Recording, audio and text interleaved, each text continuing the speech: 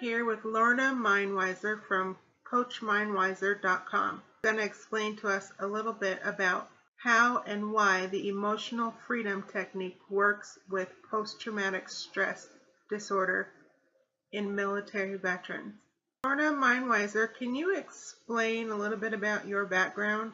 I attended Saybrook Graduate School, or now Saybrook University, which was kind of like a multidisciplinary psychology degree. So my focus was in health psychology and consciousness.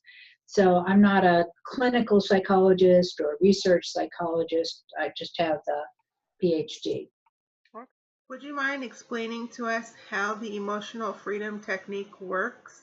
It's not just self-affirming statements, because it starts out with stating what is. So you start by tapping on the side of your hand. You say, even though I have this, well, I'm just going to say something that, what's going on for me right now, so you just get an idea. So even though I have this anxiety about my friend who lives in Santa Rosa, okay, so I'm saying, what is, it's anxiety. And then there's also paired with a self-affirming statement like, I love and accept myself. Could you elaborate on the science behind the emotional freedom technique and why it works?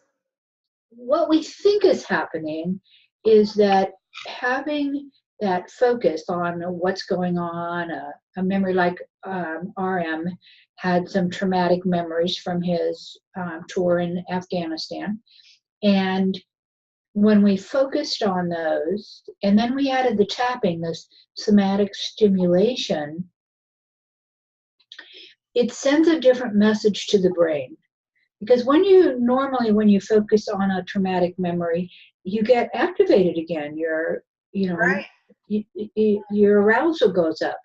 And so when you're pairing arousal with somatic stimulation, and that the somatic stimulation produces serotonin and reduces cortisol.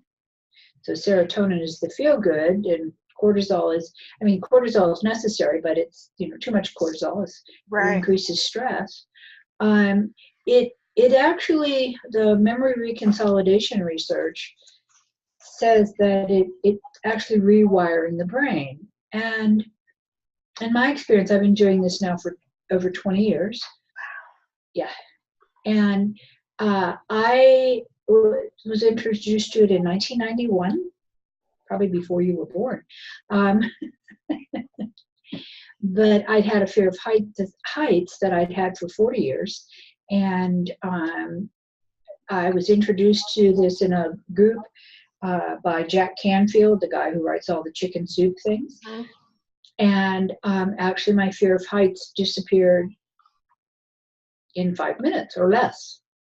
And so that kind of started me down the road of, what is this? What's going on here? Why did that go away? And I had been trying to get rid of it for, as long as I could remember. And it was gone, never to return. Thank you so much for your time, Dr. Minewiser. Have a wonderful day.